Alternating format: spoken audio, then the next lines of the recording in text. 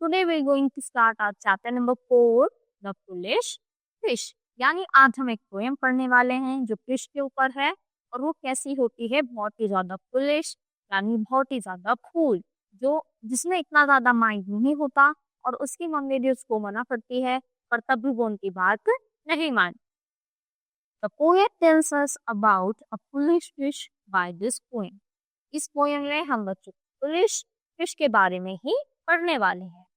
Dear mother, said a little fish, is that a worm I see?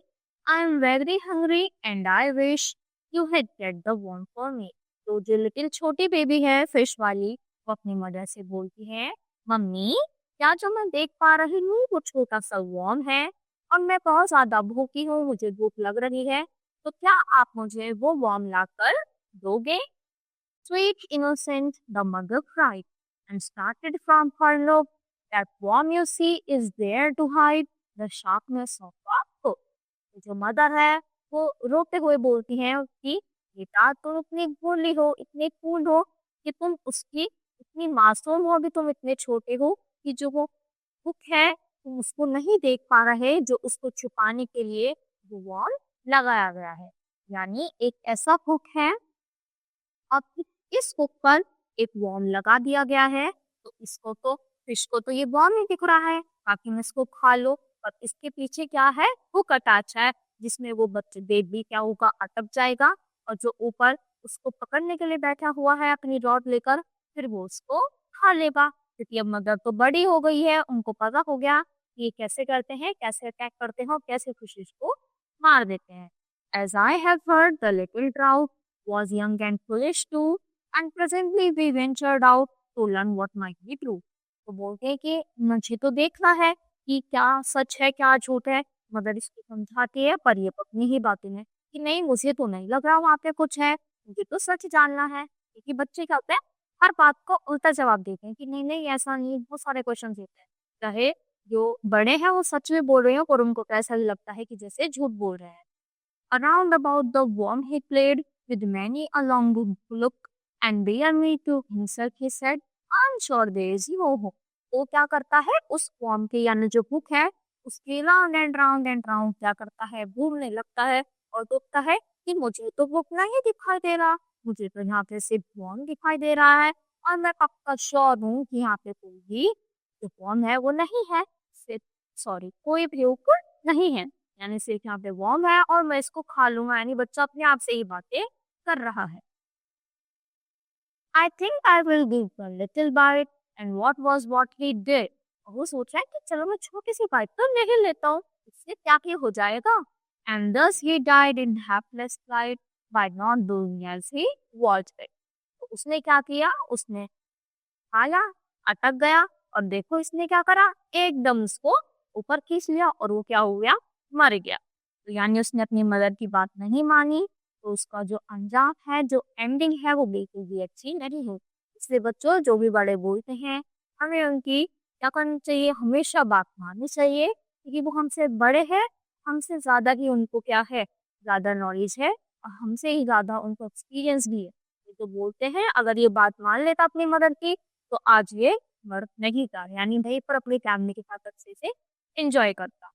उसने ऊपर खींच लिया और फाइनली उसकी डेथ हो गई। The little fish said I am very, क्या तुम बहुत ज्यादा hungry, you had get the worm for me. तो अपनी मम्मी से बोल रहा था कि आप मेरे लिए वॉर्म लेके आओ जो मुझे दिखाई दे रहा है। I think I will give one little bite, आएगा यहाँ पर बी आई टी ई, तो यही वाला आंसर है। डियर मदर डैश, तो ये हमें कंप्लीट करनी है लाइन्स पीछे से देख। तो डियर मदर और कहाँ तक है, फॉर मी। तो देखो यहाँ से यहाँ तक डियर मदर, यहाँ तक ये हाईलाइट कर दी है लाइन्स, ये आपको वहां पर फिल करनी है। फिर अगली है एज आई से लेकर थ्रू तक, एज आई से लेकर थ्रू तक, तो ये वाली ही लाइन्स आपको यहाँ से देखकर वहां पर फिल करनी है।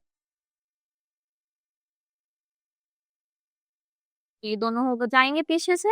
अब ट्रू और फॉल्स यानी कौन सा सही है और कौन सा गलत। The little fish was very hungry. True, वो बहुत ज्यादा भूखी थी। There was no hook in the worm, क्या कोई हुक नहीं था। फॉल्स, क्योंकि वहां पर तो हुक था। The little fish bite into the worm. True, जब उसने बाइट कर लिया तभी तो वो मर गई, अटक गई उसमें। The fish ate the worm happily. False, वो अच्छे से उसको नहीं खा पाई, जैसे ही उसने उसको बाइट किया वो उसमें अटक गई और मर गए। The foolish fish died. बिल्कुल, जो पागलपन करेगी तो मरेगी, मम्मी की बात नहीं मानी लेकिन वो आखिरी में मर गई। What did the little fish said to her mother? तो लिटिल फिश ने क्या बोला अपनी मदर से कि मम्मी मम्मी, क्या ये जो मैं देख पा रही हूँ ये वॉर्म है, क्या मैं इसको खा लूँ, मुझे बहुत ज्यादा भूख लग रही है और आप मुझे उसको ला कर दे दो। What did the mother said to the little fish? Mother ने क्या बोला कि नहीं बेटा, जब ये तुम इतनी इनोसेंट हो कि तुम उस वॉर्म के पीछे का हुक नहीं देख पा रहे। What do you understand from the poem The Foolish Fish? तो आपने इस पोएम से क्या सीखा, क्या अंडरस्टैंड किया, क्या सीखी। हमने इससे यही सीखा कि हमें हमेशा अपनी बड़ों की बात माननी चाहिए, वरना उसका जो एंड होता है वो अच्छा नहीं है। अब देखो उसने क्या करना है, राइमिंग वर्ड्स यानी जो एक तरीके से मिलते जुलते वर्ड्स हैं। तो फिश का क्या हो जाएगा, fish, wish, see, me, pride, hide, out, proud, bid, did, flight, bite, hook, look. तो ये सारे ही क्या है, मिलके जुलते words. Recite the poem loudly, listen carefully to other students when they recite, learn the correct pronunciation and meaning of words in the poem. Do you think the little fish was innocent or foolish? तो आप क्या समझते हैं कि वो innocent थी, मतलब बहुत ही ज्यादा मासूम थी, या foolish थी। तो हम ये भी बोल सकते हैं innocent थी, क्योंकि वो क्या है, बहुत ही ज्यादा भी छोटा था बेबी, और बेबी को इतनी ज्यादा नॉलेज नहीं होती। तो वो innocent भी थी और foolish इसलिए थी क्योंकि उसने अपनी मदर की बात नहीं मानी। तो क्या थी, इनोसेंट प्लस फुलिश। और यही आपको क्या करना है, डिस्कस करना आपने क्लास में, क्या वो इनोसेंट थी या फिर foolish. Match the synonyms in the two columns. तो यहाँ पे क्या दिए गए हैं, सिनोनियम दिए गए हैं, और यहाँ पे हमें इनको एंटोनियम लिखना है।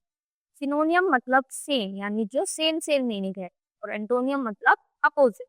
तो टाइडी मतलब होता है क्लीन, इनोसेंट मतलब प्योर, स्टार्ट मतलब बिगिन, हैप्पीलेस मतलब अनलकी, और स्लीपिंग मतलब फुलिश। अब इसके अपोजिट, तो टाइडी, क्लीन, और इसका अपोजिट हो जाएगा अनटाइडी। हम इन्हीं के इनके सामने लिख रहे हैं, ठीक है बच्चों।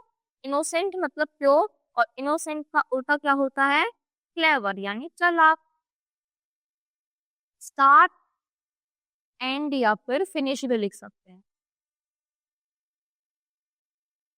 फिर हैप्पीलेस मतलब अनलकी, और अनलकी का उल्टा क्या हो जाएगा, लकी। स्ट्यूपिड, स्ट्यूपिड का अपोजिट स्मार्ट।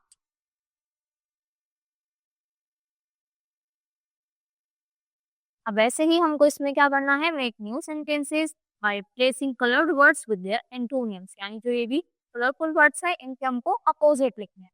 तो एन ओल्ड मैन, ओल्ड का क्या हो जाएगा, an young man was walking.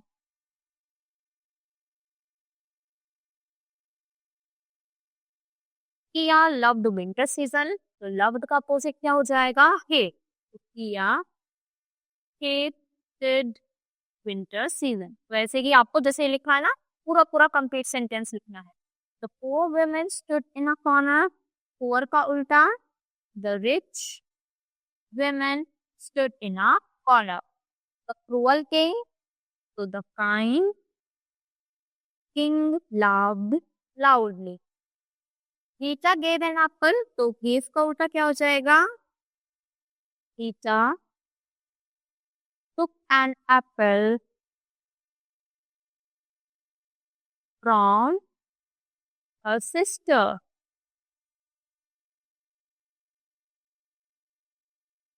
from her sister। तो गेव का उल्टा टुक, और टू नहीं लगेगा क्योंकि टुक टू नहीं आ सकता, तो फ्रॉम आएगा, फ्रॉम हर सिस्टम। तो ऐसे ही हमने क्या किया, सबके अपोजिट मीनिंग बना। अब यहाँ पे हमें क्या करना है, पास्ट टेंस फॉर्म को यूज करना है और इन वर्ड्स को इन सेंटेंसेस में फिल करना है। तो वेरोनिका डैश फॉर 6 आवर्स, तो डांस्ड यानी हमें सेकंड फॉर्म यूज करनी है, तो danced for 6 hours. I dash a letter, तो मैंने अपने फादर को लेटर लिखा, यानी लिखने को हम क्या बोलते हैं, राइट, और राइट की सेकंड फॉर्म होती है रोट। शी ना dash the answers to all questions, उसे सारे ही क्वेश्चन के आंसर्स पता थे, तो नो, और नो का सेकंड होता है knew, answers to all the question. अब क्या बचा, क्लाइम, स्टैंड और buy. Gaurav dash, Gaurav climbed the tree to pluck apples. All students, तो सीट से अब क्या करते हैं, जब टीचर आती है खड़े हो जाते हैं, तो all students stood from their seats when the teachers came inside. This is Krishna dash vegetables from the market.